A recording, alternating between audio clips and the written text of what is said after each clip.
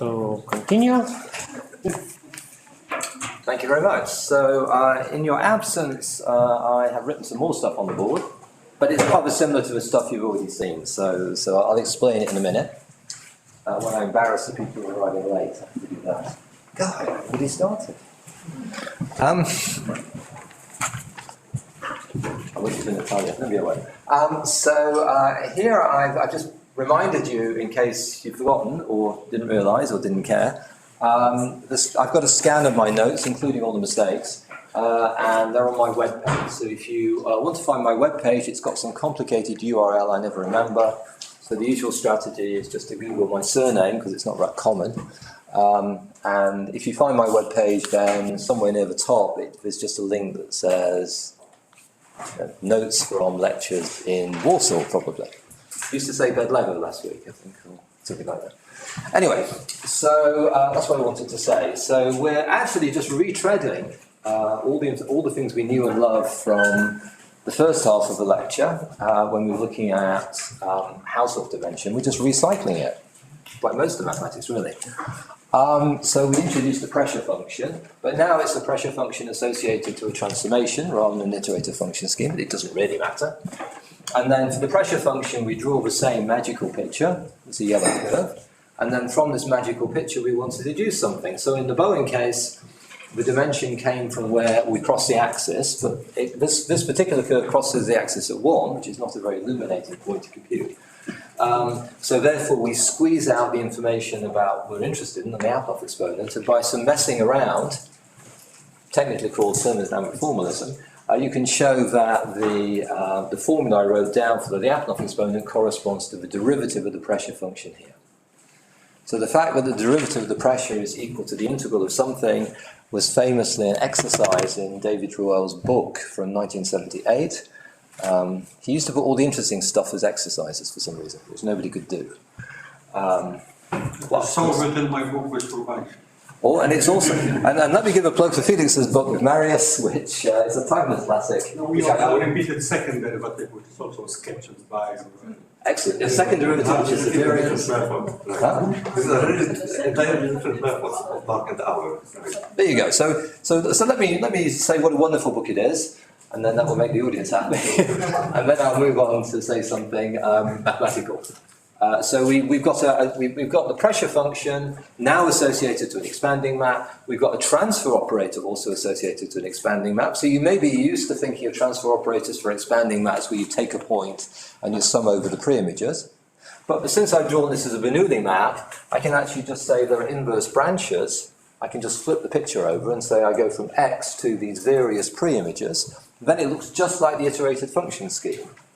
So therefore I have this operator looking like this, except possibly I should put the minus sign in again, like that. So again, it's a transfer operator, and this transfer operator will give us information on this pressure function, just as it did the first time round. Nothing has changed.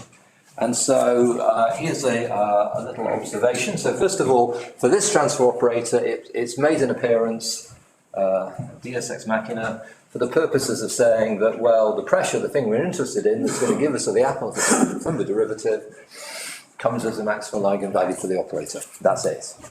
And so here's a comment. If we could choose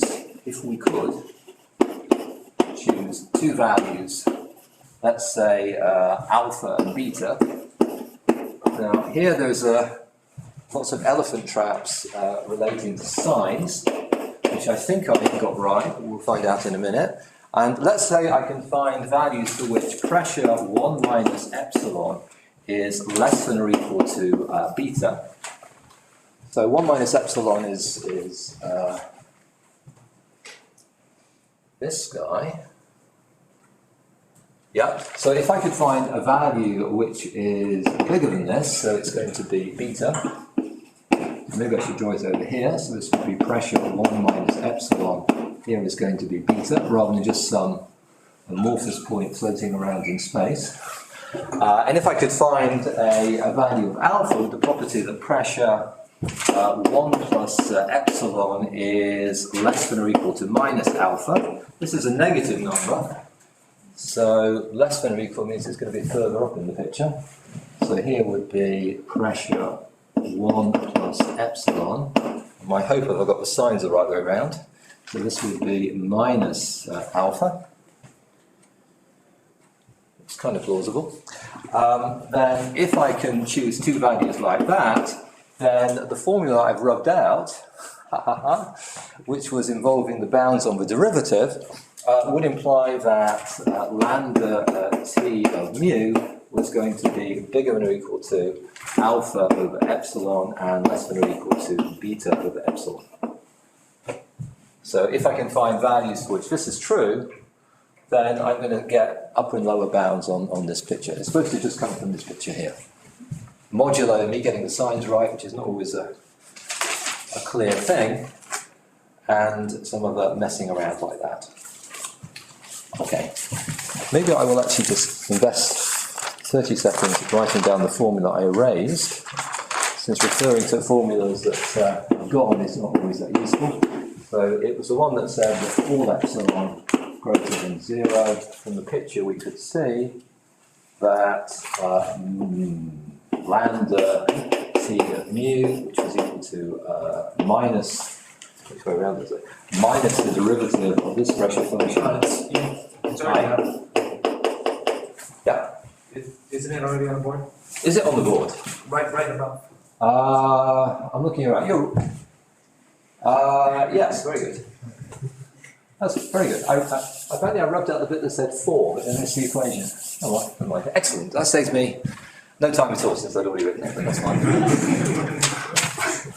Well, let me relabel it as 4. Not 4. Roman numerals. And so in particular, this is just 3 plus 4, I think. Okay. So nothing really has happened, except I've just said that if I can compute these values, then it would work. And so how do I compute the pressure here, and how do I compute this pressure, so that I can choose my values alpha and beta? Well, it's exactly the same as we just did. It's another lemma. It was a simple lemma that said that if we could find a transfer operator that did something or other, then with functions, it made one bigger or one smaller, then in particular it would have the property that this was true. So let me just say it's another simple lemma. So we want to use another simple lemma. And the other simple lemma is a very similar statement to the previous one, the only difference being that it's going to involve an alpha and a beta. And it just says that, what does it say? It just says that if we have a picture where, again, we take the interval 0, 1, and we take our function f0, this is f0, and now there's going to be an alpha involved, so I'm going to multiply this by e to the minus alpha of f0. And what I want to do is to apply the operator, and applying the operator will give me something which, if it's decreasing, would look like this, so this will be L, and I want to do this for the value t, which is equal to 1 plus epsilon. So let's assume this is true. I fix 1 plus epsilon, epsilon's a fixed number, and let's assume that there exists a function f0, which is strictly positive, with the property that if I scale it first by e to the minus alpha and apply the operator, it gets smaller, then this will indeed imply something is true. Maybe it'll imply that p of 1 plus epsilon is greater than or equal to minus alpha, which is what we want. So that's a way to find such a thing. And similarly, to get the other down, there'll be some statement that says assume there exists an f1 greater than 0, such that in this case the picture will be rather similar. We have our interval 0, 1. We have our function which we're assuming exists called f1. this might be more of a challenge to get this picture right. So this is f1. We scale it in some way. So this is going to get bigger because it's going to be e to the beta f1. And then if we can apply the operator to this guy, and he's still smaller than that guy, then we're in good shape. I think that's correct. So this would be that way round. So that would be L. And this is 1 minus epsilon. So I said simple. Simple, of course, means getting the statements correct. But simple to prove is perhaps what I should have said. And so if we have this, then it's going to imply the other inequality, which is probably that the pressure of 1 minus epsilon is going to be less than equal to beta. So all we have to do, therefore, is to find functions f0 and f1 so that they have these properties for given values of alpha and beta. So maybe I should have said it here, given alpha and beta. So given alpha and beta, and I guess also epsilon,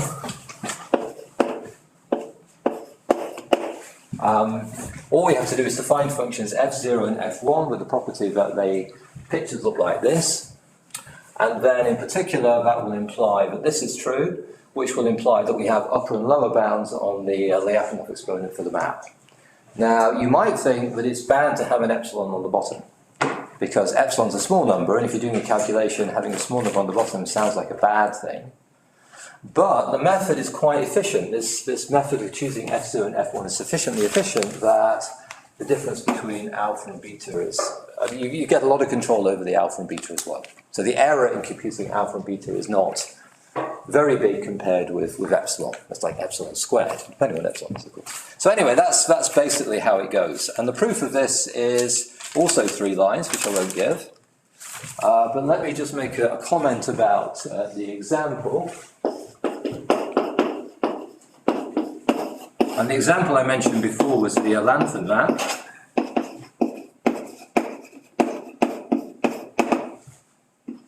And that who made, Oscar Lantern III made lots of wonderful contributions to mathematics.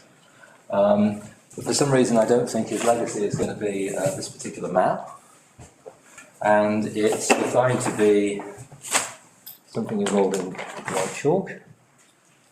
I'm sure that's white, it's a funny colour. Like this one. Okay, so here it's T maps the interval 0, 1 to itself. It's meant to be a square bracket. And T of x is equal to 2x plus half x, 1 minus x, mod 1. So if I could draw it, which I probably can't, it would look rather like the doubling map. And it's a tiny bit above that, like that. It's got 2 branches, looks a bit like that. It's not particularly exciting. And so we can use the method I've described to estimate the Lyapunov exponent for this. So it's going to have an absolutely continuous invariant measure. So it has, this has a absolutely continuous invariant probability measure, which is called mu, and we can compute the Lyapunov exponent for that. And we want to apply this method.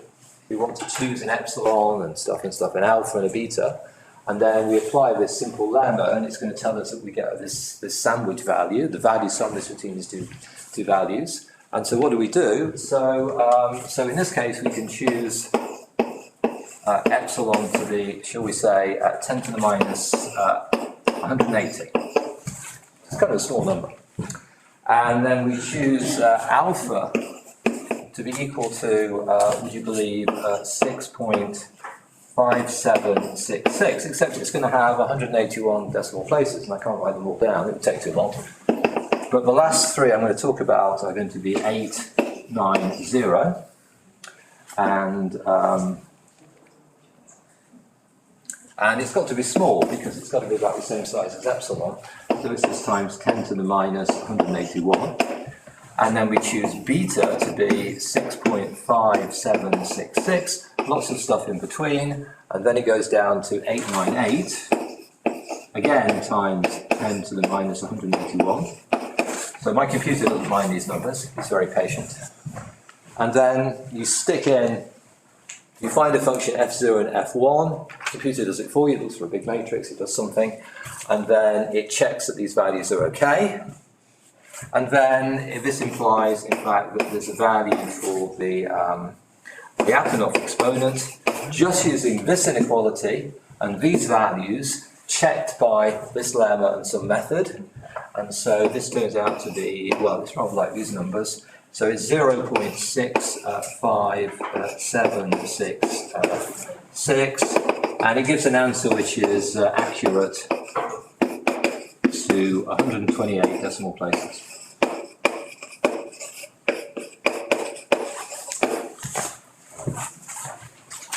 Hi.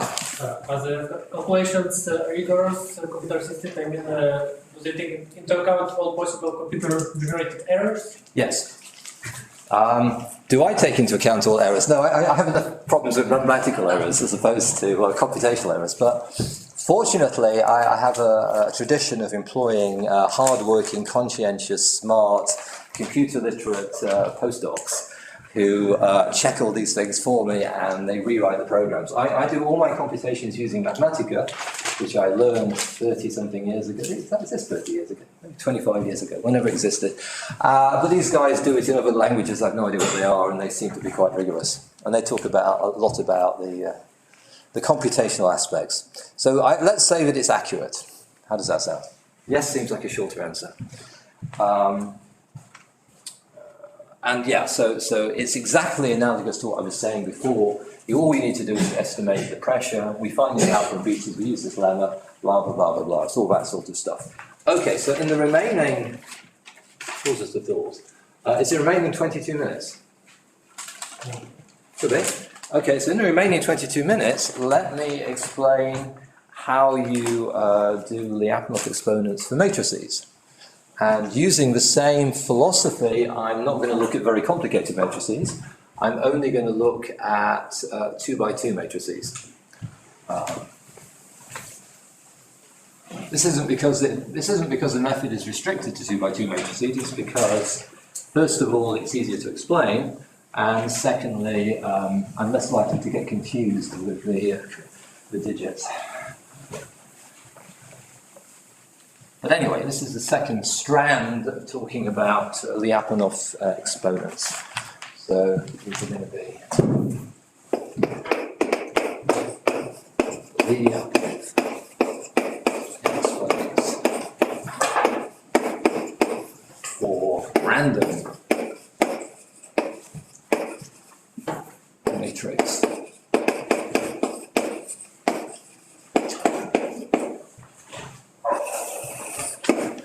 Okay, so let's assume that we have a finite set of matrices, and I'll call them A1, A2 up to AK. I use K when I'm counting things like symbols, otherwise I get confused about what I'm doing. And I'll assume that all of these matrices in SL2R. So they're 2x2 matrices. They've got real entries. I'm assuming they've got determinant 1 because if they don't have determinant 1, you can always get the determinant out and it doesn't really feature. You can get rid of it using the Birkhoff-Ergodic theorem. So there's no loss in generality to assume determinant 1. And I'll assume that I have a probability vector which is going to be called P. So this is a probability, probably a probability vector. Probability vector. So as usual, all the entries are going to be positive, and they sum up to 1. Okay. And then the Lyapunov exponent makes an appearance, and we could mention Arcelor-Dietz theorem, or maybe Savannah-Ergodic theorem, but we won't do that. So we can associate the Lyapunov exponent in this particular context do we do that? Well, it's defined in the usual way. I call it lambda, as I did before. But this time around, it depends on my finite collection of matrices, I equals 1 up to k, and it also depends on, am I off air? That would be really good. Am I? Okay. Oh, checking. Fine. Okay. If we're out of space, we can always delete somebody else's talk. So the Lyapunov exponent, and it's defined in the usual way, which is we take the limit as it tends to infinity, bless you, of something, and it's going to be, we sum up over all the choices I1 up to IN. It's going to be n of them. What are these? These are just the choices of matrices.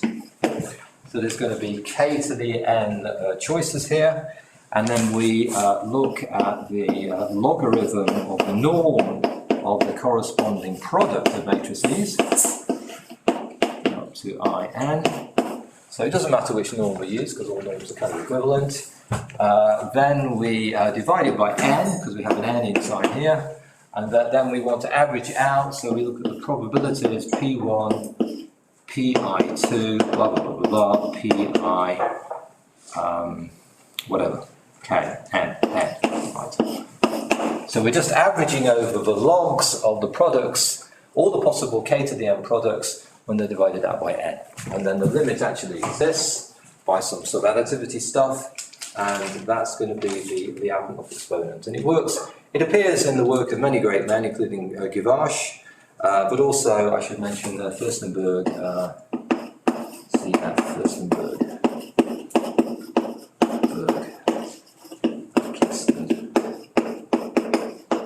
etc. Furstenberg I used to meet quite regularly in England because he used to visit, so he could visit his father's grave, which is in Gravesend. I'm telling you. And Kessin I met once at a conference in Israel, and he was complaining there was too much ergodic theory at the conference. It was kind of disappointing because it was a conference on ergodic theory. So we want to make some assumptions about these matrices. And fortuitously, there are assumptions that other people have already made, but let me just say anyway. So we want to assume that the family A1 up to AK is strongly reducible.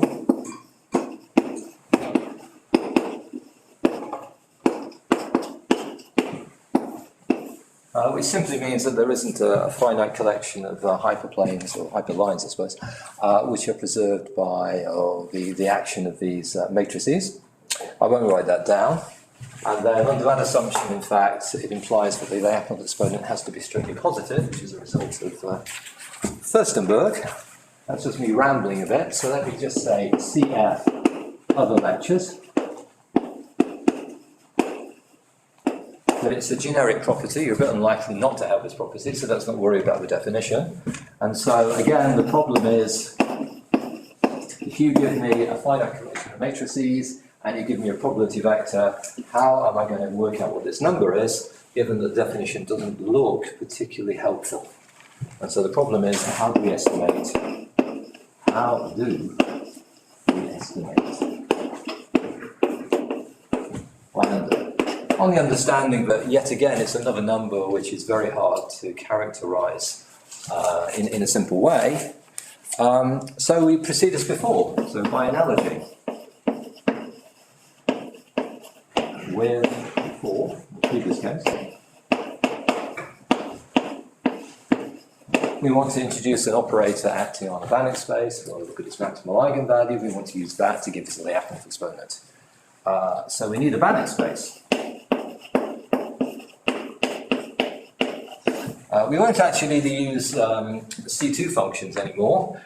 Instead, we're going to look at Holder continuous functions on some space. So I'm going to let S be the unit circle. And so I think I'm going to be running out of space down here, but never mind. Yes. Looking for somewhere I can evocatively draw a picture of the unit circle. Like some sort of talisman, since I'm sure that it's not particularly illuminating to draw pictures of unit circles. But there you go. So here is R2, and the unit circle is going to be there, and that's going to be it. So If I was doing it properly, I'd probably be talking about projective space, but let's not do that. Makes life too easy. And we let C alpha, so let me say so fix small alpha greater than 0, and now let C alpha of S just be alpha whole continuous functions.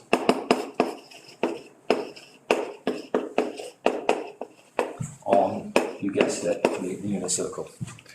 And so it's got the usual norm, so for a given alpha, you just take the supremum of the difference of different guys, and when you look at the value f of x minus f of y, divided by the distance x to y, and you're on dxy to the power alpha, that's the semi-norm bit. So they've still got to get rid of the constant, so it's plus the supremum of x of something, f of x. So it's a Banach space with respect to this norm. And then we want to have a transfer operator, so a family of transfer operators.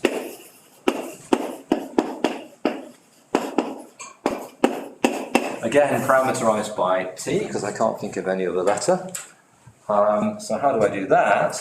Well, I want to look at some maps. So there's going to be some maps called Ti, which are going to map the circle to itself. And this is going to be from 1 up to k. And these are just the projectivized versions of the linear action of the matrices, which sounds a bit long, but basically you take a point on the circle. Here's my point x, which is really thought of as a vector. I apply the matrix AI, just like I would to any reasonable vector. So this will be AI of x, and then I scale it back to give me the point Ti of x. So this is a projectivized action, or if I wanted to write it somehow, it might be AI of x scaled back. I was about to make some political comment about scaling back, but I won't do that. Okay, so it's just the usual map. So I've got maps from matrices. I've got a bit of compactness because the unit circle is compact. And now I can define my transfer operator. I equals 1 up to k. I can define my transfer operator L of t for any value of t, to any real number. And it's just going to be acting on the only Banach space I've defined so far. And it's defined in the way that you would expect it to be defined. So it's exactly the same as the previous two definitions, more or less. And it's going to be that my operator L of t acting on a function f. So f is a function into, well, in general it would be the complex numbers, but let me just say r for the moment. So what do? Well, I sum, because that's what I do in these things. And what I do is I take my function f. So f is going to be an element of C alpha S R. I average them out over the images under the map. So this would be, what's this one? This is Ti, so there'd be T1 of x, and there'd be a T2 of x, and there'd be k of them. And then I average them out in some appropriate way. So I haven't left myself much room. So before I was multiplying by the derivative, so I should do that again. So this will be Ti prime, let me move it over, at the value of x time to the power t. And then I want to multiply this by the thing I just rubbed out. So I'm averaging over the images of the point under these projectivized maps. I'm multiplying it by the derivative of the map. This t I'm going to choose to be a small value typically. But I also should squeeze in the PIs, reference to the mean streets of Los Angeles probably. And the k has gone a bit high.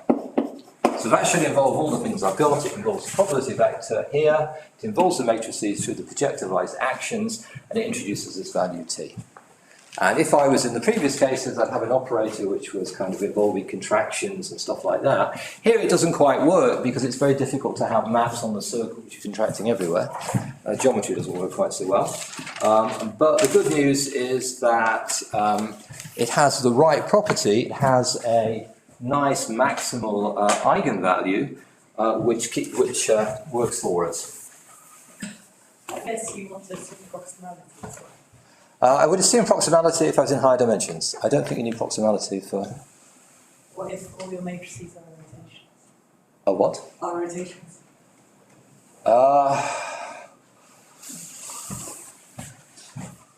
I'll think about it. While I'm erasing the board.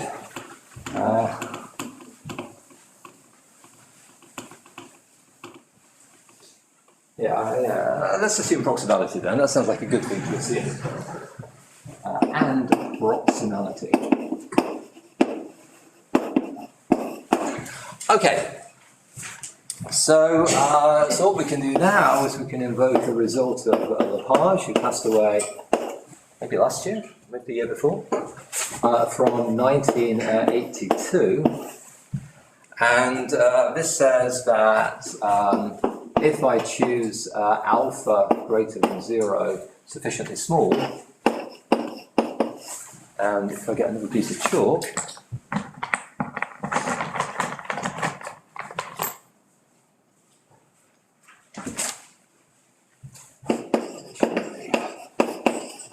small, otherwise this operator will not preserve the space, that's why we need alpha small. And the absolute value of t sufficiently small,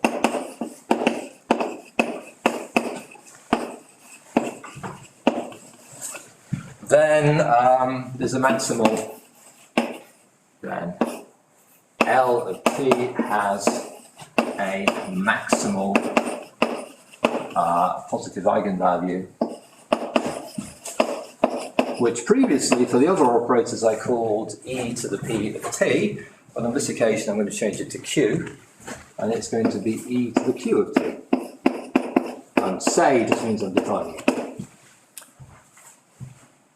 So all the properties I had for the previous transfer operators apply in this case, providing alpha is small enough and I have some hypothesis on the family of these matrices. And so before we drew this picture with the pressure, it was a nice convex monotone decreasing function. It'd be nice if something similar was true here. And it does have some properties. So properties of q of t. And these are described in various places like the book of Rougarol and Lacroix, and also the book of various other people, Cain and Benoit, I presume. So what are the properties? So first of all, in a small enough neighbourhood, q of t is analytic, because it's an isolated eigenvalue for the operator. It's monotone, which you can check by doing the derivative. And it's convex, or possibly concave, depending on which definition it's supposed to be. And convex. And again, this is for t small. Which I have to emphasize. And another property, which I think I will draw a picture for, is the following. I think we don't need this bit. So the picture is rather similar to the pressure functions, except pictures of pressure functions, except it's slightly different. So now here's the p-value. So here is 0. I'm going to have my function q of t. It's not defined on a big region, but it's defined on some region. Here he is, like that. So we just say that's all I know. And this is q of t.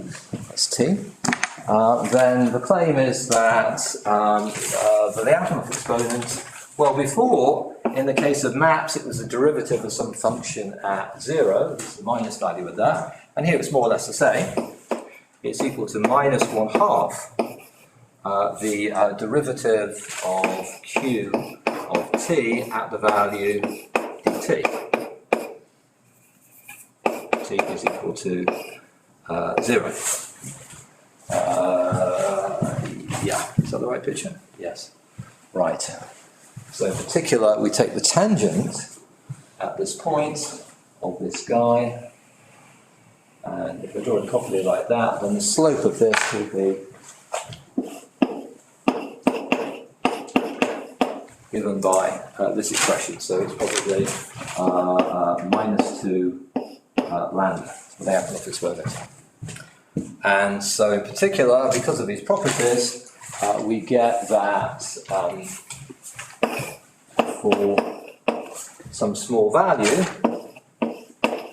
and in particular smaller than the range of t that we're allowed to use, we get that, I'm positive, and we get that q to the minus epsilon over epsilon is greater than or equal to dq dt dt at t equals 0,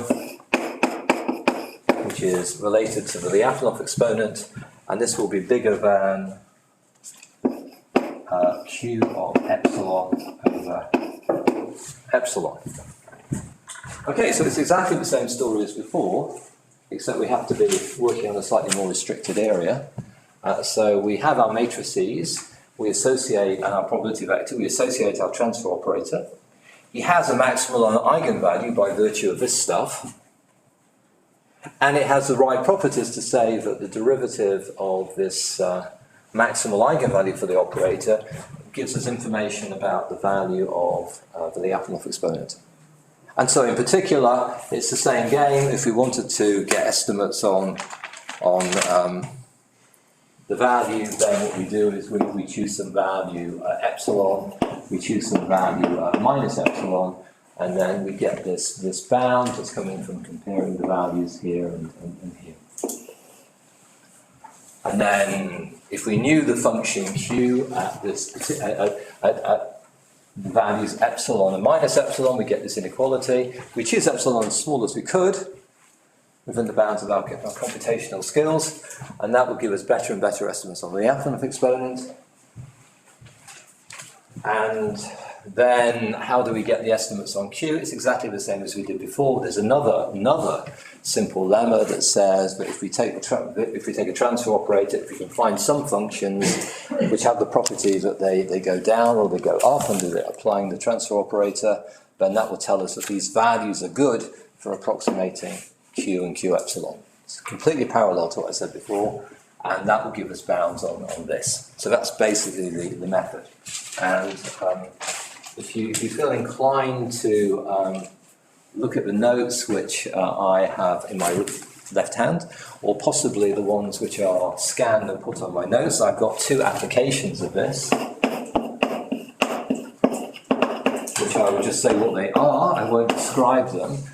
So the first application is to barycentric subdivision.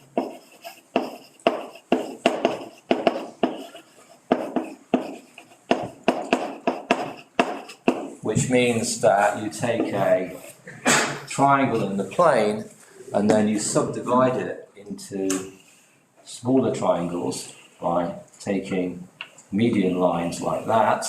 So from one triangle you get 6 triangles, and then you carry on with this process. And so at the nth level you will get 6 to the n triangles, and you can ask how quickly they degenerate. They become long and thin in general. And the speed at which they degenerate is controlled by the Lyapunov exponent for 6 matrices, which are 2 by 2 matrices one can explicitly write down. So that's one application. And the second application is related to harmonic measures, or hitting measures.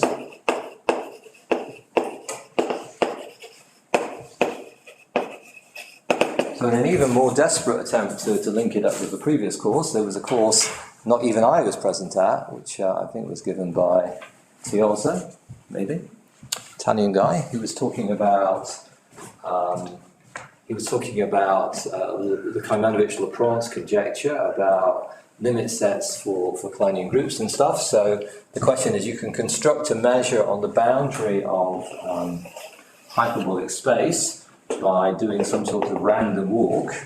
And the question is, if this random walk is associated to a Fuchsian group, a co-compact Fuchsian group, is it likely that this measure is going to be absolutely continuous? And so far, well, everybody thinks it isn't. and nobody has found an example where it is, and they found lots of examples where it is not. It's a singular measure. So there's a whole bunch of examples, and using this calculation you can show that for certain examples not only is the measure singular with respect to our measure on the circle, but you can actually estimate its dimension. And the dimension of this measure is frequently smaller than 1 in lots of examples. So you know even more than the fact that it's singular, you know that its Hausdorff dimension is smaller than some particular value. So if you take a very regular domain, a so-called Bolzar surface, and you do this, then you can show that the Hausdorff dimension of the measure is about 0.86, whatever that means. It's just a number. Anyway, so that covers everything I've said. I'm 2 minutes over time. If you want to read more, it's on my webpage, or there's various other preprints knocking around, which you're welcome to read. Thank you for your time and attention.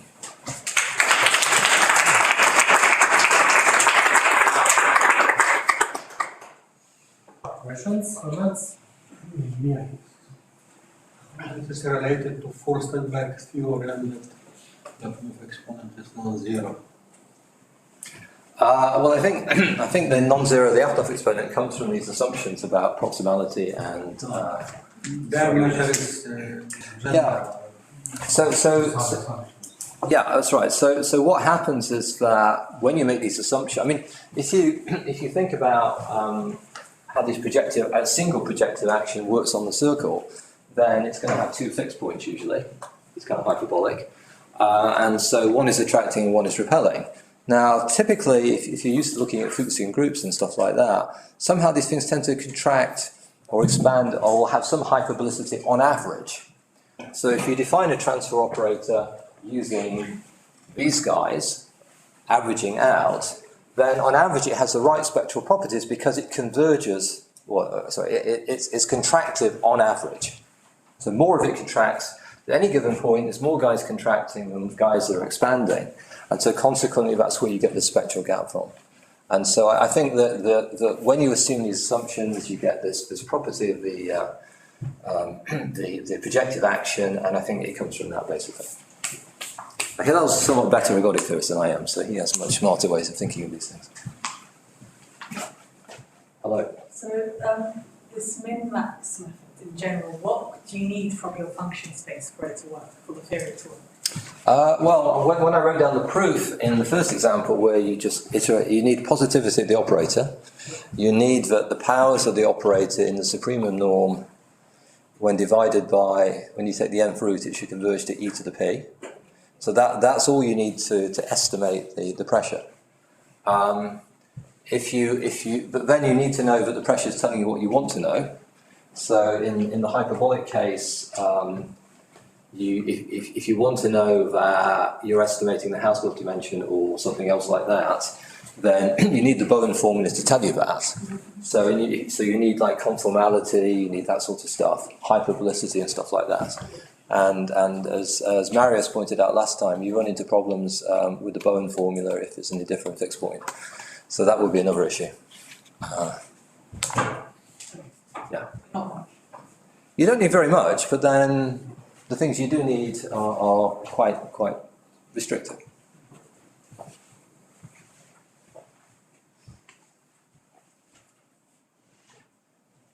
Any other questions, comments?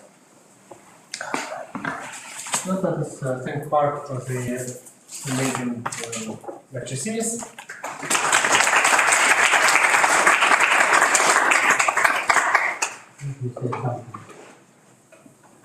So, this is the end of this week, Simon's semester.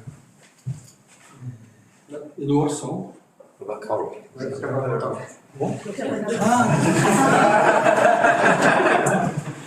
Almost.